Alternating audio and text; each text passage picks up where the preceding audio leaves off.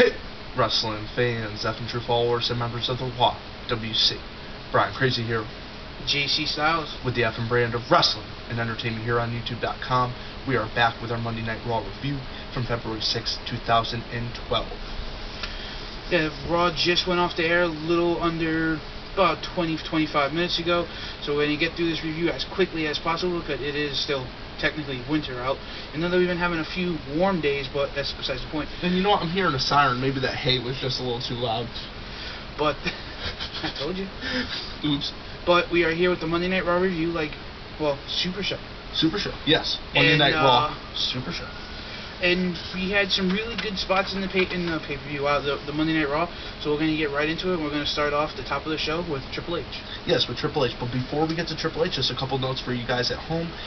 Before Monday Night Raw went live at 9 o'clock Eastern Time, there was a couple matches taped for Superstars, and there was also a dark match. Brodus Clay went against a wrestler. Unfortunately, I don't have his name right now.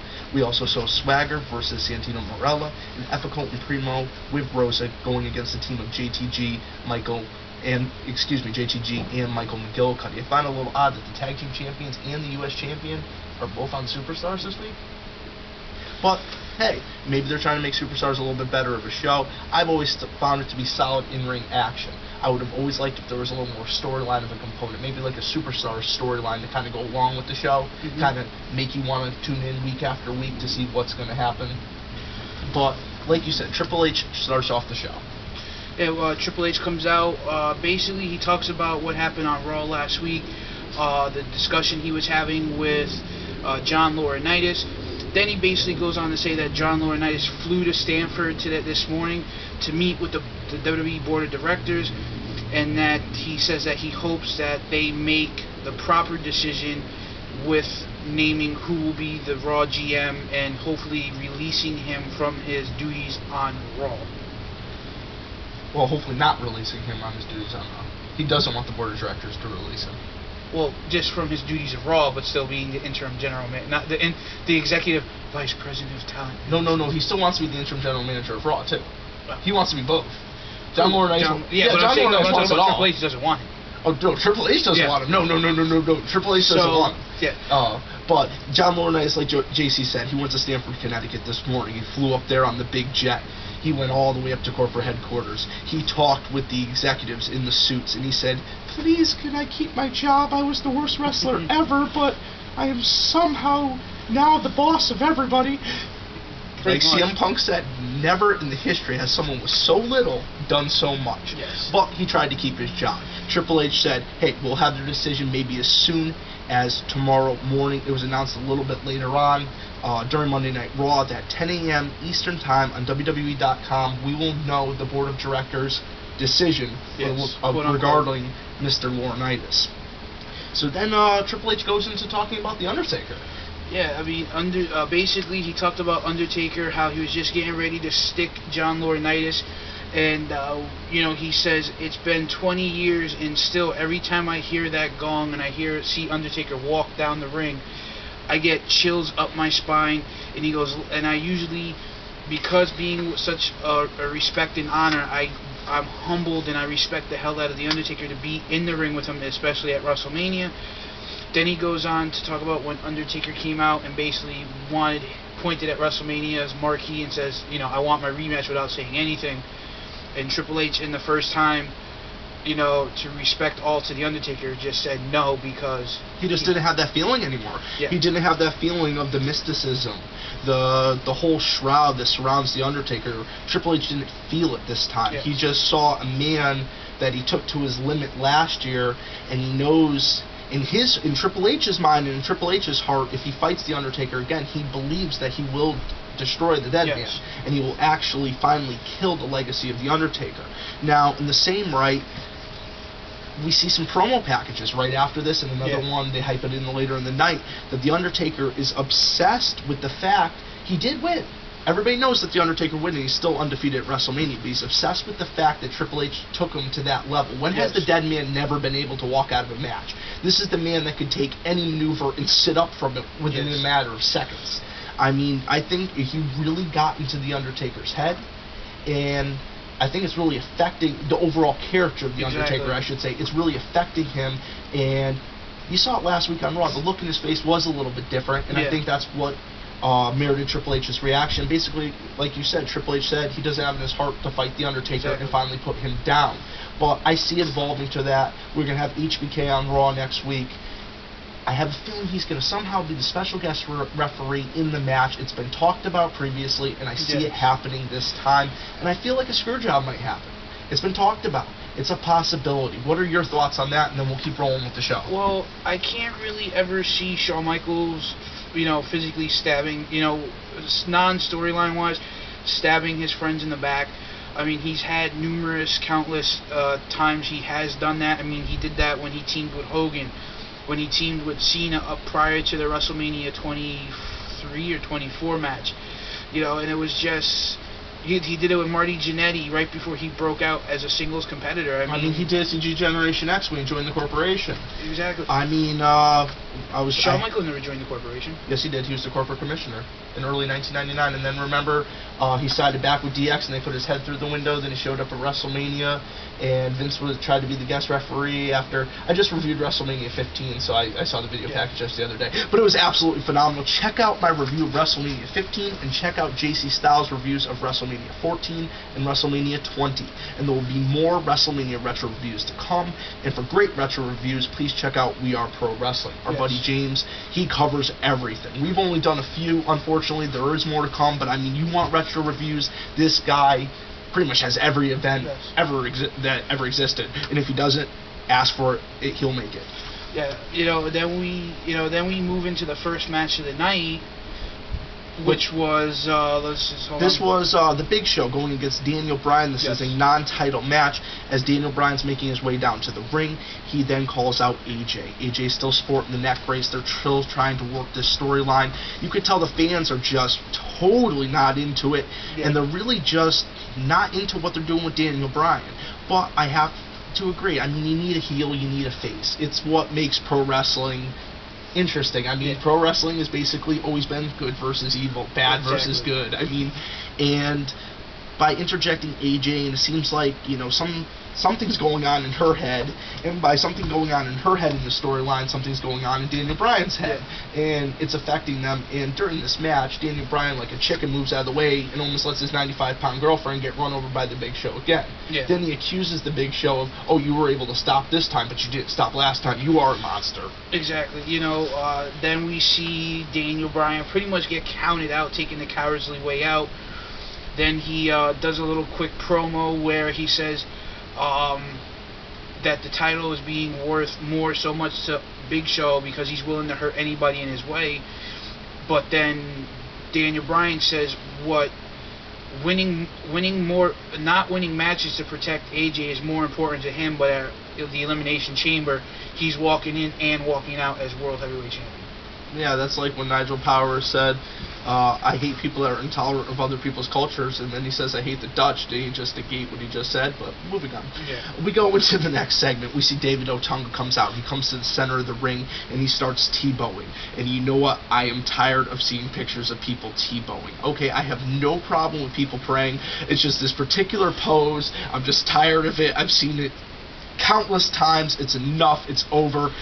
Please, I know people are going to mess with me and probably send me pictures of people T-bowing now. Also, in this video, even though it's not wrestling related, I want to say big ups to the New York Giants for once again sticking it to the New England Patriots twice in the Super Bowl. You know what? I was a little impartial in yesterday's game. I'll be honest. I like both sides. I like what they had, what they were doing out on the field. It looked like the Patriots were going to be up. The Giants, edged forward in the last minute of the game. It looked like the Patriots were going to almost have it, but those receivers and the quarterback just could not connect. Big props to the Giants. They did an incredible job. So then David Otunga comes out and he T-bows, and that's enough. We'll never talk about T-bowing on this. We'll never talk about T-bowing on this show again. It's funny. Our good buddy over at our good buddy XBA 325 did an awesome impersonation of David Otunga and his prediction of what would happen to the build-up of Undertaker Triple H at Mania, where we see basically Triple H pedigree David Otunga and say, slurp this, coffee all over the place, and it's just funny. Guys, I will put the link to that video in the description box. Whoever is watching this video right now, please click that link.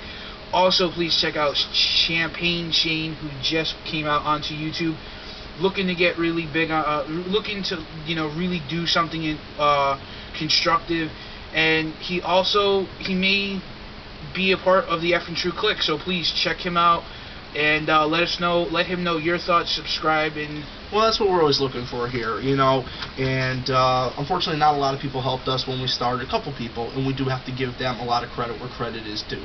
But wherever me and JC can help somebody that's really serious about trying to do something here in the YWC, I put out a video several months ago pretty much describing our whole aim and our direction of this channel. It was called basically Message to the YWC. I'm sure you can look it up. There's a little search box on our main channel page. You can probably find it without an issue. And I know JC saw it and he agreed what I had to say. And that's enough of that. So we see Carlton Banks come out, David Otunga, and we won't mention what he was doing.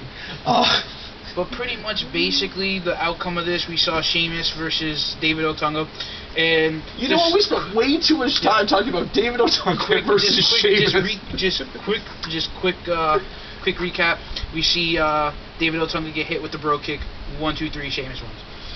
Then we go to commercial break. That's over. And then come back, and Chris Jericho comes out and he cuts a ill promo. Talks about how the end of the world as we know it. Wow. He actually said his promo was ill. I didn't think I was going to get that out of JC. But he talks about the end of the world as we all know it. He talks about people taking stuff that he's already done and making it their own. The best in the world gimmick. The whole Dolph Ziggler coming out with Vicky Guerrero at WrestleMania, but when he at WrestleMania 18, when he was defending against Triple H, he came out with Stephanie McMahon. How the Miz with the suit, and the Miz in the suit, and the way he speaks. CM Punk, he said, was the worst offender. He's, an imposter. Speaking, says that he's the best in the world. Where Chris Jericho has always said he's the best in the world at what he does. This brings out CM Punk. Well, but before that, Chris Jericho also goes on to say that he doesn't have to slap it on the back of a T-shirt to prove his point, and which was actually kind of the key moment right there, because right after Punk came out, basically Punk had the title, put it up, turned around, walked away, but then he kind of had his back to Jericho, and on the back of Punk's new shirt it says "Best in the World." On the front it says "And Punk We Trust." And you see Jericho just getting aggravated, but there was nothing said. Punk comes out with the title, takes the mic, drops the pipe bomb, puts the title up in the air, turns around, and walks out. But less than an hour later, Chris Jericho does get his revenge on CM Punk. Yes. He does. In the very good, I do have to say, the six-pack challenge match at the end of this night was very good. So stay tuned. We'll recap that, and we'll try to get this moving a little bit quicker. We do have to apologize about the amount of time we did spend on David Otunga and T-bowing. You said that word? Okay. Standing up T-bone. Okay. Now, for the next match, tag team action, we see Cody Rhodes and Wade Barrett team against the team of the Great Khali, the returning Great Khali, who came back at the Royal Rumble. Him and Randy Orton team together. They're having a lot of problems being a cohesive unit during this match. Randy Orton forces his way in with a forced tag. Same with the Great Khali. Khali, after tagging himself in, he's mixing it up with Cody Rhodes. Cody Rhodes goes for the beautiful disaster kick. As Rhodes is coming off the rope, Khali swatted him out of the air like a fly, just made contact with his massive palm to Cody Rhodes' face. Yes. 1, 2, 3. Khali picks up the win for his team. Post-match, there's a stare down between the Great Khali and Randy Orton. Khali looks like he's about to start choking Randy Orton out, choking the life right out of him. Orton reverses, hits the RKO. The biggest RKO I've seen. A 7-foot plus RKO. I mean, at least the Great Khali could have sold the RKO. It was kind of like someone just went. It was like, are you serious? They're really just doing this? When he countered the beautiful disaster, that looked great. I mean, that SWAT was like, he was just like, blah. Oh, yeah. He was like, get out of here. But all in all, we see Orton and Khali pick up the win despite not getting along in the match. Then we move into a 8 Diva tag match. We saw Eve, Alicia Fox, Tamina, and Kelly pick up the win over Beth Phoenix, Natalya, and the Bella Twins. Now, Beth Phoenix has really shown a different side. She's not getting along with her tag team partner, Natalya. We saw that numerous times. She's not even getting along with the other heels. She used to get along with pretty much everybody, sort of. And then basically she gets in the ring and she does her business, and she shows why she's the women's champion, I should say. And she goes on to, before the match, they show a video package of her backstage doing an interview and says, basically, you know, it's not fun for me anymore. I mean, I used to be able to go out there and have fun destroying and ripping through the entire Divas line, and now it's nothing. And I have a feeling if there's no one to give me a challenge, I'm going to be Divas champion forever, which I think is kind of reminiscent, teasing Alundra Blaze, a.k.a. Medusa, who's been tweeting Beth Phoenix and saying that she wants a match at WrestleMania. She wants a rematch at WrestleMania. Well, not a rematch, so to speak. Well, I mean a match at WrestleMania. A match at WrestleMania. Well, Medusa, Alundra Blaze, was never defeated as WWF Women's Champion. Her contract ran out. She went to WCW, and she was still in possession of the women's title. So she still has the physical title belt. That's the one that she threw into the garbage can on Monday Nitro. Now she wants a match against Beth Phoenix. But I see Beth Phoenix going against either Natalya or Tamina in the future. They're building Tamina up as a great superstar. I really like what they're doing. She's very reminiscent of her father, the great Jimmy Superfly Snuka. She definitely needs to work on the Superfly Splash a little bit more. Usually she hits it absolutely beautiful. Tonight was a very good job, don't get me wrong, but last week on SmackDown was even better. I mean, just like her father. It's incredible. I actually have a 4-year-old boy, and he absolutely loves watching her do that maneuver. Grabs the remote and makes sure he reminds it every time we're watching Raw, you know what I mean, or SmackDown. Then we go into a backstage segment with Triple H and Johnny Ace. They talk about the board of directors, and this is where it's brought up that the board of directors will make their decision by 10 o'clock tomorrow morning, and it'll be posted on WWE.com. It's also announced that John Cena will face Kane at the Elimination Chamber pay-per-view in an ambulance match, and also HBK Shawn Michaels, as we mentioned earlier in this video, will be on Raw next week. And for the sake of John Laurinaitis, I looked up one of the words that he mentioned in tonight's promo. He mentioned the word humanistic, and I didn't know if this was an actual word, so I had to verify this, so I looked it up in Webster's Dictionary. Humanistic is one who is concerned with the interest and welfare of humans. Yes. And then he also goes on to call Triple H a coward for not taking Undertaker's challenge tonight. Then we He sure got some balls, man. He thinks he's safe with the board of directors. But he's not. Even if the board of directors keeps him around, he's still got to deal with the game. Yeah. So let's see what happens. I'm curious. Then we move into the main event, which is the 6-pack challenge. Now, this was also a preview of the upcoming Elimination Chamber match for the WWE Championship. We saw CM Punk, Dolph Ziggler, The Miz, R-Truth, Chris Jericho, and Kofi Kingston, that little bastard, as XBA calls him. I thought it was just funny. I can't look at Kofi and I can't look at David Otunga the same again after watching Bankamania and predictions up to Rhodes to WrestleMania. Every time I see David Otunga, I just think of Carlton doing that dance. We see... no dancing for the fans? No dancing. If you want JC to dance, hit us up on our Twitter, F&Drew Wrestling. Yes, or like us on Facebook. But anyway, we see R-Truth kind of take a spill in this 6-pack challenge. But the rules of this match is the winner of the match gets entered into the chamber match last. Well, I mean, R-Truth took more than a spill. I mean, he did a high-risk maneuver over the ropes. I think The Miz was actually supposed to catch him and didn't know when this was. This was also not the first time The Miz would mess up during this match. We saw R-Truth go for a top rope flip, basically launching himself kind of like a plancha. The Miz was supposed to catch him, and he was supposed to land flush on top of The Miz. He did not. The R-Truth came down, which it looked like to be on his tailbone or his coccyx bone, as Booker T would put it. And we see him kind of... well, it is your coccyx. Oh, yeah.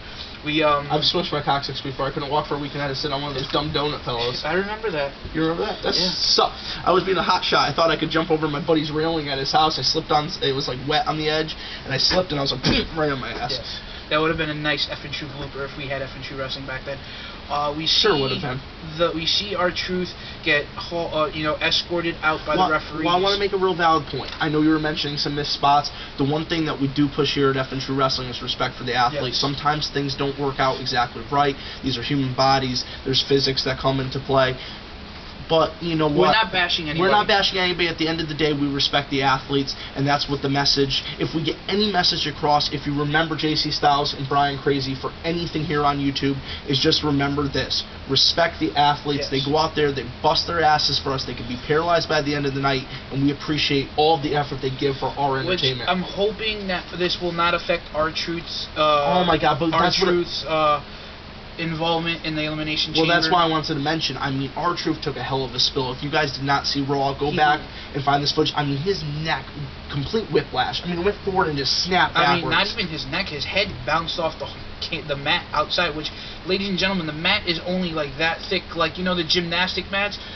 But on top of that is concrete. Do you remember underneath that, there's concrete. Do you remember that Simpsons episode where the school board was really broke and they were actually grinding up the gym mats? They were feeding them to the kids? No, I don't remember that episode of The Simpsons. But all I know is if I would have been fed some gym mats when I was in school, I would have cut somebody. I think it was gym mats and rat milk, and then they cut up, you know, the little chubby Ford exchange student. I think they ended up feeding him to the students too. I don't know. But then we see The Miz, which in WWE they call it a double down, where they both go for a clothesline and knock each other down.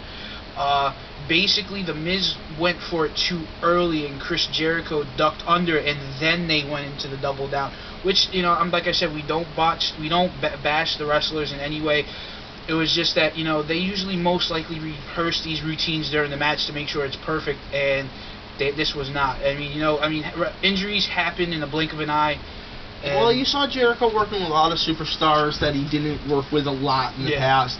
I think Jericho's performance tonight was exemplary. Yes. I think Jericho looked absolutely phenomenal out there with Kofi Kingston. That spot with Kofi, I'm glad that they just gave those two athletes a little time just to show what they got. Yeah. Because a lot of people look at Kofi and they automatically assume that he's a mid-card guy. Kofi Kingston's got the tools and got what it takes to become a top player in the WWE. Yeah. He's got to work on a couple things along the way.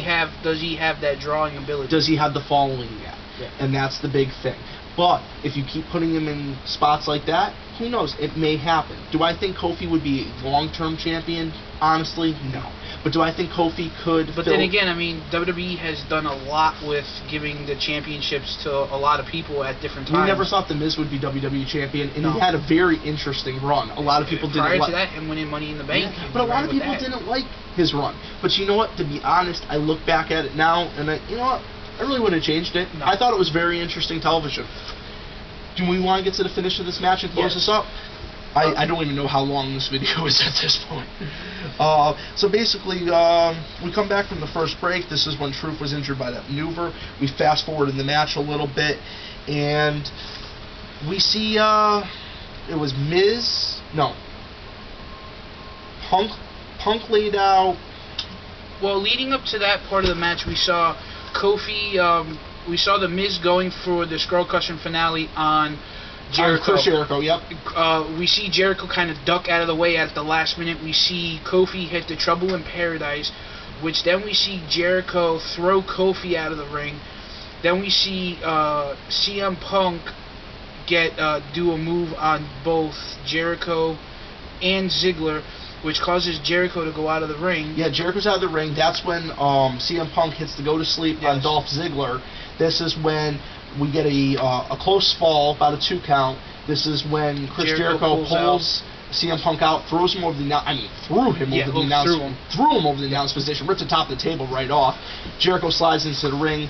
He feeds on the scraps. 1, 2, 3. Jericho is your 6th entrant in the Elimination Chamber match. Well, he'll be the last one going in. Yeah, the 6th entrant. And then after the match, we see Jericho sitting in the Indian style like CM Punk would, mocking CM Punk in the ring with the WWE Championship. And then right before Raw goes off the air, we see Kane backstage with Eve. Eve is kind of cowering in a corner, kind of hoping that Kane's not going to do anything. And then he's basically talking about, Cena's supposed to embrace the hate, and for the first time in my whole entire life that I'm afraid of myself, and that he's afraid that what he might be able to do.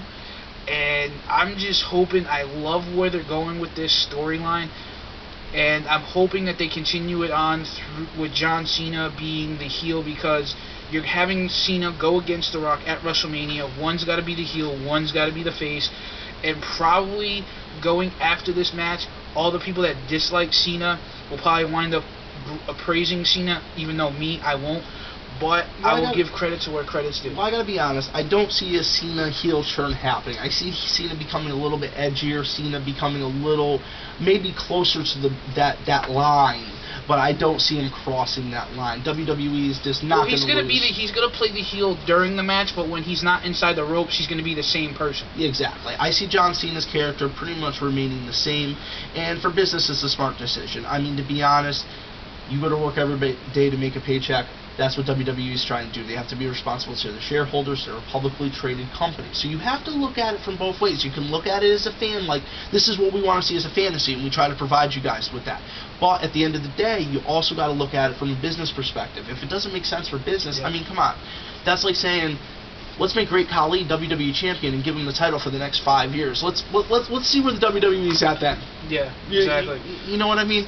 I mean, that's just a completely... I mean, I'm not saying that the Great Khali possibly couldn't do a good job. He's a very dedicated athlete. You know, he trains for 4 hours a day, every single day, including 2 hours a week training. He's very religious. Who, John Cena? No, Great Khali. Great Khali still can't wrestle.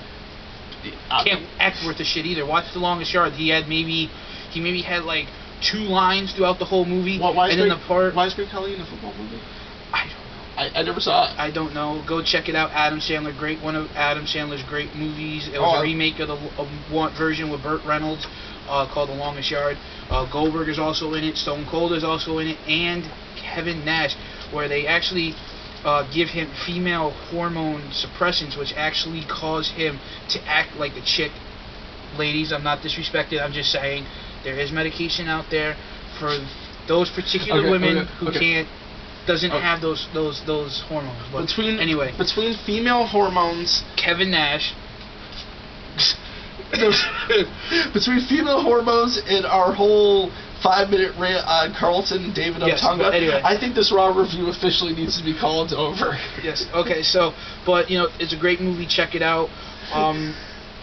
Also, The Rock's got a new DVD dropping out later this month. It's called The Ultimate Rock Experience. It's kind of supposed to be the Rock version of the John Cena experience. The same thing, something similar to the Evolution of a Predator, where it takes you behind the scenes look at what they do building up to the biggest pay-per-view of the year. But guys, for F and True Wrestling, before we close out, please check out We Are Pro Wrestling. Also check out Most Extreme Wrestling. Also check out the F and True Click, F and True Entertainment, and our newly found buddy Champagne Shane and XBA 325. Yes, and also please check out www.fightnationwrestling.com, the official website of the F and brand of wrestling and entertainment. Please also check out my new channel, Fight Nation Wrestling. Please check out all the channels that JC Styles mentioned. Thanks for checking out this review. Apologize, guys, that it wasn't as structured as usual, but guess what? We're here to have some fun tonight. It's a little bit different, but guess what? Also check out our WrestleMania Rewind reviews, which is now up trending on YouTube. Yeah. Have a good night. Catch you guys later.